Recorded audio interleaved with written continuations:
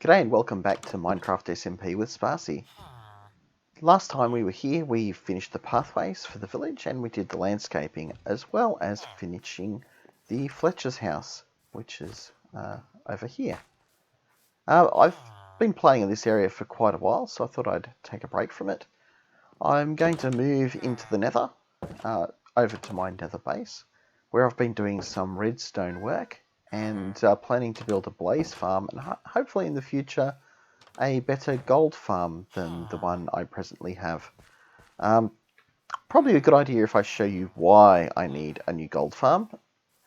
The main reason I need a new gold farm is because, well, my old one isn't particularly fast, and I don't want to rely on Mogonite's gold farm too much, because obviously that's his. But also his is a little bit dangerous to use because you you kill the piglins by hand.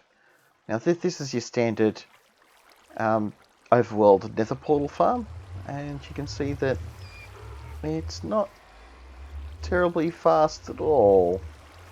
In fact, there's none in there at the moment at all right now. Oh, there's one over there in the distance. So what I need to do is collect up a bunch of materials and find a place in the nether where I can actually build one of the newer types of gold farms to get myself quite a bit more gold, quite a bit faster. So let's head over to the nether base. So I'll show you what I've done off camera, and then we'll go about collecting materials we need for building the gold farm.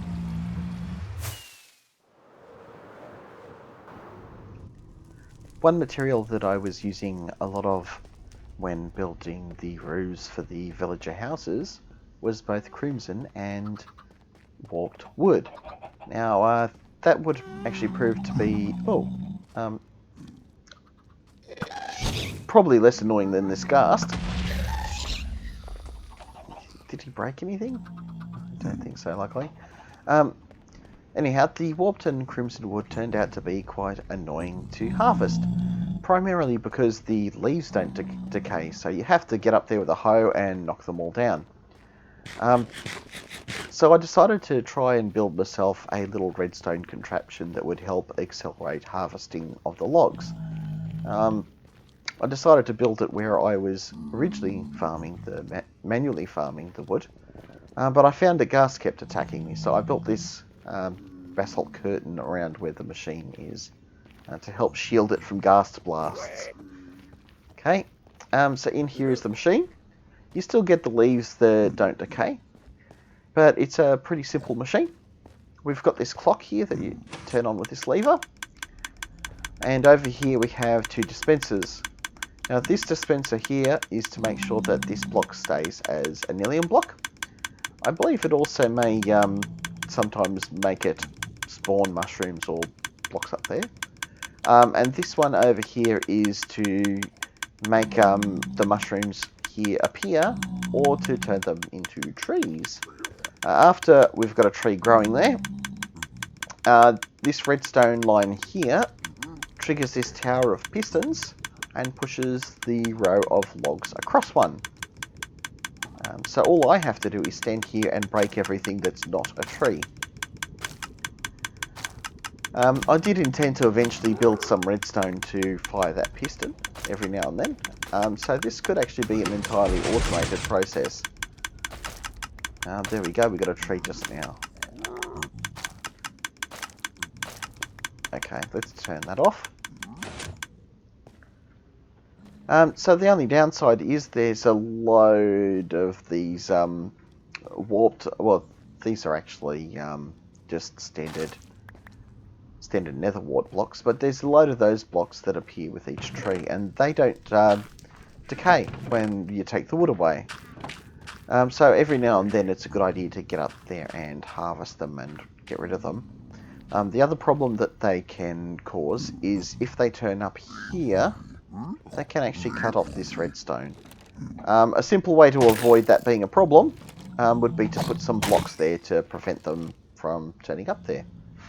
But yeah, it's actually a really effective way for me to get this crimson and warped wood. just over here you can see I've gathered a ton of it just in building the redstone for this. Yeah, I didn't actually go out of my way to farm it. I basically gathered that much just in the testing of building the redstone for this unit. And I've similarly built another one for warped wood. So let's go and have a quick look at that, but it's not terribly different. And over here in the area I was harvesting warped wood, I have basically exactly the same contraption. Although without all the logs and stuff in the way, you can probably see it a little bit better. I've just got some hoppers and a chest to feed bone meal into these two dispensers. And pretty much exactly the same otherwise. A clock, a means of triggering the dispensers, and a means of pushing the logs out of the way when a tree is spawned. I will have to at some point work out a way to periodically fire just this piston here to make it completely automated. But other than that, this has proved to be quite effective. Anyhow, the next task that we've got today is I need to try and build myself a blaze farm. Now, I know that I did say I was going to build a gold farm. Well, in preparation for building the gold farm, I was gathering loads of magma. Now, the way that you can get magma is you can turn slime into magma using blaze rods and blaze rod powder. Is it called blaze rod powder? I think it's just called blaze powder. Yeah, there you go. It's just blaze powder. And I was using Mogonite's blaze farm for doing that. And it's incredibly inefficient. So if I'm going to complete turning the rest of this slime into magma, I definitely need to get myself a better blaze farm. Apart from anything else, I don't have a blaze farm. It's probably a good idea if I have one. So on the walkway that comes out to this base, there's actually a nether fortress. And that nether fortress has some blaze spawners in it. So that's probably where I'm going to build the blaze farm. And I've got an idea for what I'll do. So I've just got to gather materials and we'll go and start building it. Okay, we've gotten to the nether fortress where there are some blaze spawners. This fortress is on the way out to my nether base. So it's in a very convenient location. I also seem to get plenty of basically all different kinds of bad guys.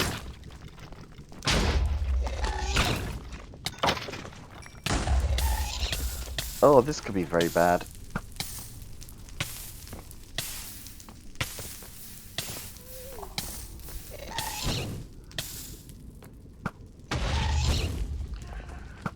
Oh, come on, cut me a break. Okay, run away.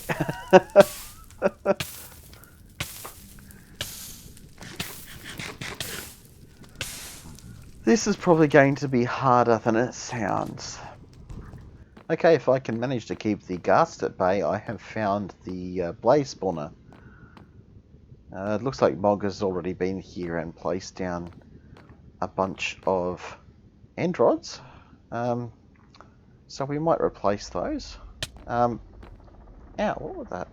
Oh, yeah, we need to replace the end rods with stuff that will be better at blocking the blaze spawning. So I've brought along some sea lanterns just to do that.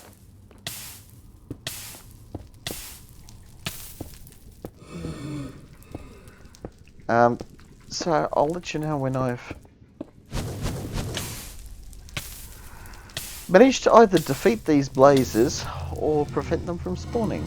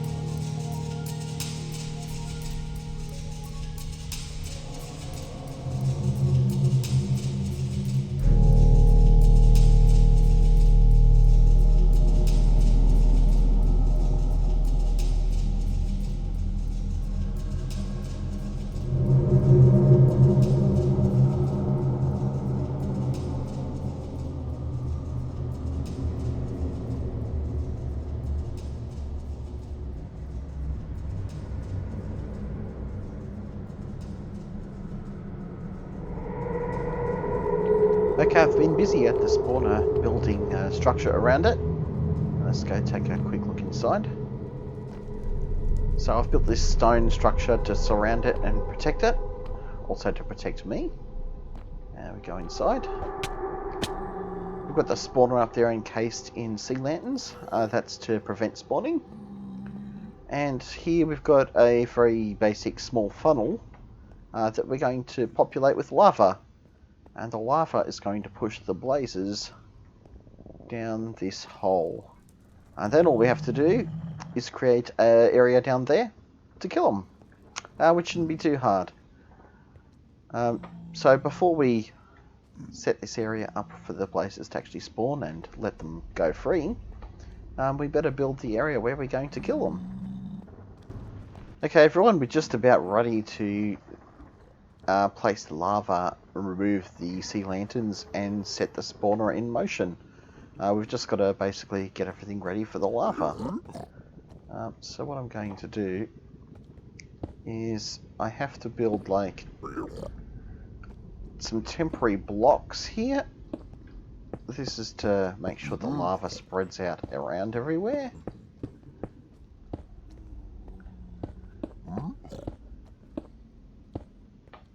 Okay. Oh, and before I put the lava in, I need the fence gate. So let's go get the fence gate, because that's going to be important. And once this is all done, we won't be able to get back in here, so it's important that we get it all right now.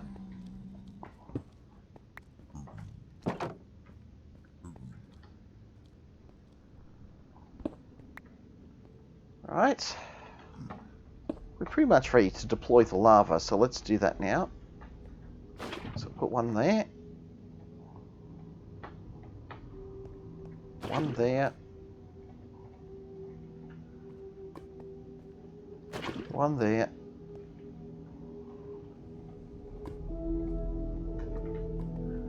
And one there. I might not actually need any of the other stuff. Fire resistance on, because now we're going to start getting rid of the sea lanterns. Oh, we don't want to get rid of the blocks up there.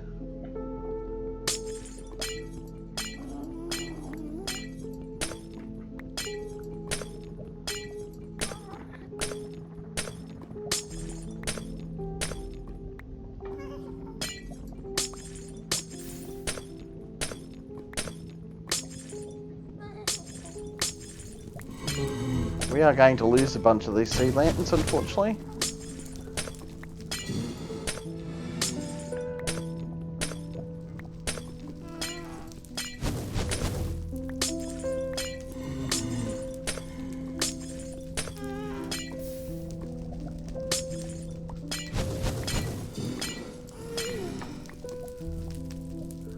Oh.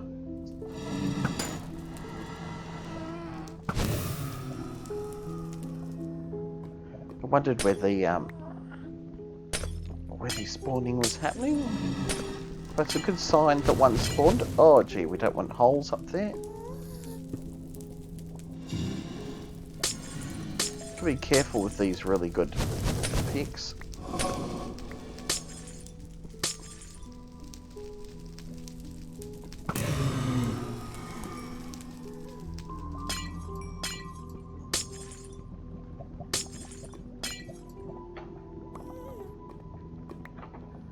Okay, we're almost there. Rightio. Okay, now what should happen is we should start getting loads of blazes. Now, luckily we've got ourselves loads of fire resistance. I'd already drink a potion in case you're wondering. And basically the idea is the lava should hopefully push the blazes down the hole for us.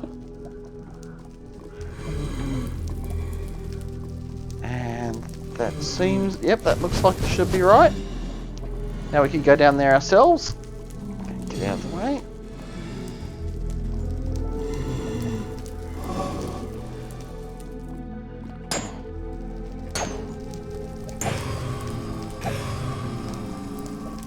Okay. Now that's already better than Mogonite's Blaze Farm by a mile. I know it shouldn't be, but it is. Let's just put that in there. And our spare buckets. Are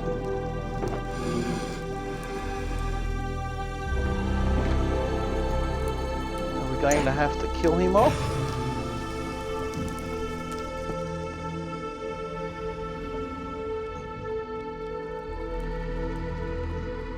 And we're going to need a door of some kind so that we can get in here without getting killed. But I think what I'll do is I'll go and get some crimson trapdoors or something like that. Or maybe some warped ones. Put them across here. And yeah, that's actually a pretty simple and easy blaze farm. Basically just a lava funnel to move the blazes down into the killing area. So what we'll do is we'll run this for say half an hour and we'll see how many blaze rods we get. Okay, our half an hour is up. We've still got a number of blazes in there, but they've spawned after the end of the half hour. Let's take a look at how many blaze rods we've got. 3.5 stacks. Whilst that's not super fast, that's pretty decent for half an hour grinding for blaze rods. I know that in Mogonite's Blaze Farm, I probably would have gotten not as many or close to as many. And he has 2 spawners, so it's not really doing as well as it should be. Hello? You're not going to attack me, are you? No? Okay, all good then. So what I'm going to do is I'm going to grind out a whole bunch more blaze rods because I need to turn the slime balls into magma blocks for the future gold farm that I'm going to build. So I'm going to get stuck into doing that, and I'll see you at the end. Okay, so I'm back from the blaze farm. I got myself a load of blaze powder and converted all the slime balls I had into magma blocks. Now you may wonder what I need the magma blocks for. Well, I'm going to build myself a new zombie piglin farm. The best place to build that is on top of the nether, quite some distance above the nether ceiling. The reason for that is if you use magma as the spawning platform, you can get loads of these guys to spawn and pretty much nothing else. That should work fairly well to get me loads of gold, even if Mogonite is somewhere else in the nether as well. Now, in preparation for building this farm, I went up to the nether ceiling and broke some bedrock to get up there.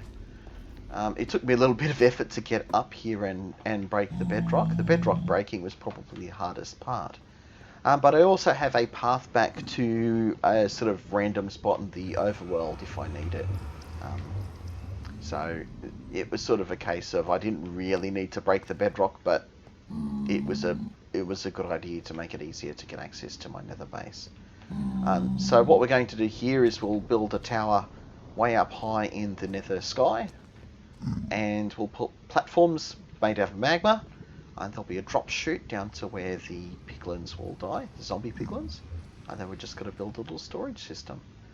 Which shouldn't be too complicated. So I've got to look at what resources I have. I don't have a terrible lot of resources in there, but just put some of this stuff away that I don't need for now. I've got some redstone resources. I should have enough materials to make a decent little storage system there. But what I probably need the most, I've got plenty of magma and some turtle eggs. I think what I need the most is actually just some blocks for building with, just to get the structure in place. So what I'm going to do is I'll go away and do some building, and I'll come back and show you what I've got so far. Okay, and we're back. I've done all the building that I could with the magma blocks that I had in supply. This is all I've got left, but it unfortunately wasn't enough.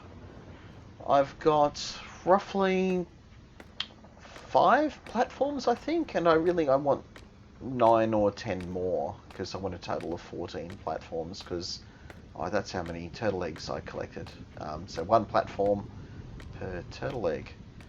So let's climb up there and take a brief look at the platforms, and then I'll have to go back to doing some grinding to get some more magma, I suppose. Jeez, it's a long way up. I suppose that's what happens when you build something at the top of the build limit. Almost there. It's a pretty simple platform design. I gap around the center column here, so this is where the piglins are going to drop down. Just sort of an area around it for them to spawn on. And you can already hear some have already spawned. They haven't spawned on the top level. I think that's probably because of the sea lantern, so I'll have to change that out for glass. And hopefully that means I will get piglins up there, but I'll have to make sure that I can exclude ghasts. But yeah, so far it's looking good. We've got piglins here, so that's a good sign. Let's just count how many platforms I've got. So we've got 1, 2, 3, 4, 5. Yeah, 5's not going to be enough. So I'm going to have to go back to grinding to get some more magma. I'll be right back. Okay guys, I'm back, and I've been busy building. I've actually finished building all of the platforms. Let's go up and take a look. Way up there in the sky. What I've got roughly is 14 magma platforms. It took me quite a while to gather all of the magma to build it. I had to go back and forward to my blaze farm a few times, and I think I ended up gathering about 2 shulkers worth of magma blocks, basically by converting slime blocks to magma cream and then into magma blocks. Anyhow, so I built the platforms, and I've put the turtle eggs into the chute in the middle, and I've also put the blackstone walls in. Now the layout of the walls here is actually a design by Bill. It's actually a design by Il Mango. This chute here. Basically, you've got these walls here to prevent zombie piglins from getting stuck, and in the middle you've got this big tower of trapdoors to make the piglins think that they can get to the turtle eggs. But also to block their pathing so that they can't actually get onto the turtle eggs. Now, what I've done is probably a little bit different to Il Mango in that I've put 1 turtle egg per platform level. So there's 1 there at the level that you can see here. There's 1 there, and there's 1 on each level going all the way up to the top. Over there I've built a tower of scaffolding, so over there is where I'm going to put my AFK point. We shouldn't take too long to build. I just need something that's safe and secure that's spawn proof. Let's go down. See if I can land on it. Okay. Let's go up to the top. And we should be able to see that this is actually a very effective gold farm. Really, the platform size and shape doesn't matter too much, as long as it's not too big. If it's too big, the piglins won't be attracted to the turtle eggs. And you can already see them falling out the bottom there. Yeah, this looks like it's probably going to be fairly fast. I still am yet to replace the sea lanterns at the top with glass, so that's my next job. You can see that piglins do spawn up there, but only generally on the edges. I haven't had any ghasts spawn up there yet, so I'm wondering if ghasts can't spawn if the block is too close to the build limit. I don't really want to chance that, so I'm still going to build the ghast safety cage up there.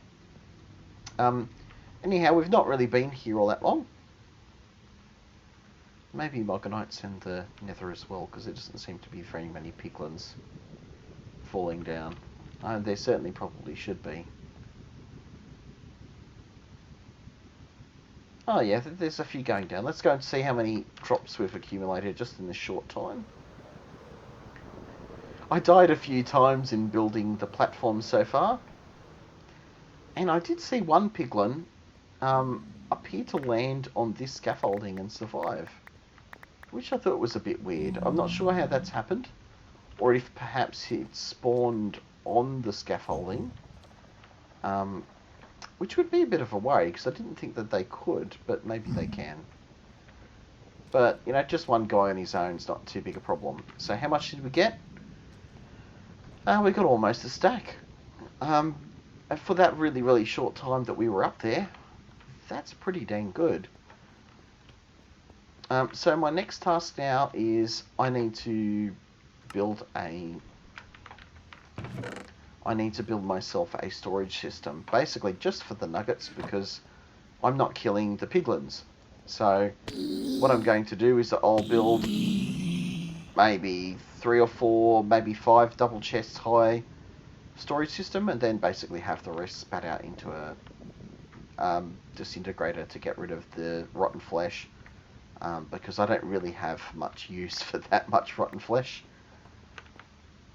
And of course, for the case that maybe there will be some overflow of gold nuggets.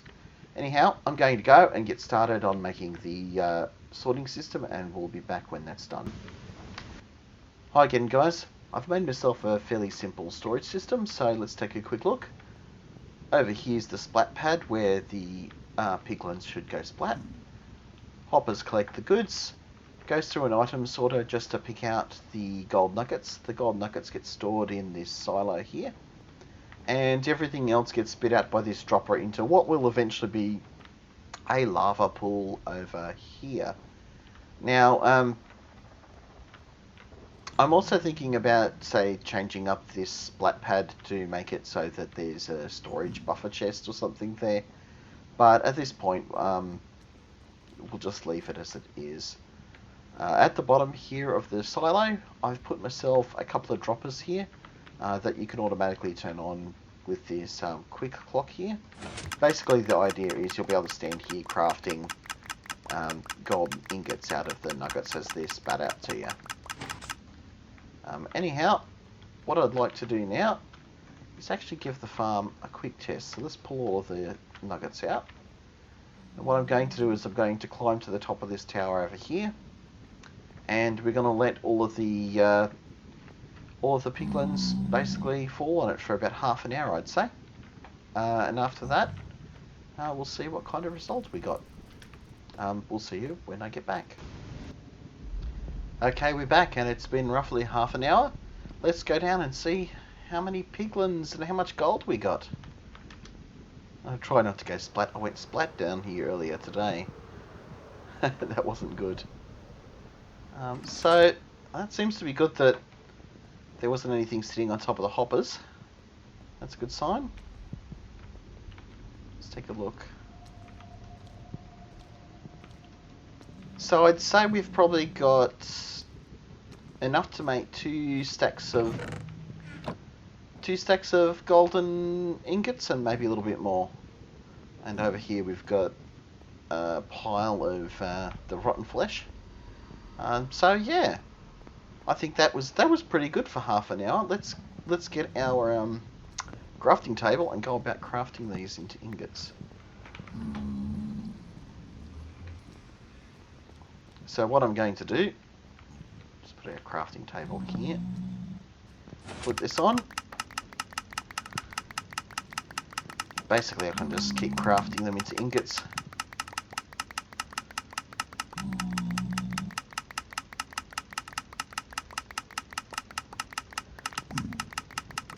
Okay. Well, what I'll do is I'll do all the crafting and we'll be back when it's done. Okay, we're back, and I got 2 and almost 3 stacks of gold ingots in half an hour. That's probably not as much as I could have gotten, but I suppose that's pretty decent, considering it was only really half an hour, and it should be enough for me to feed my bartering system downstairs, which is, after all, what the goal of this gold farm mostly is. Anyhow, I think we've probably gathered enough for material for a video, so I think we'll leave it there for today, and I'll catch you next time.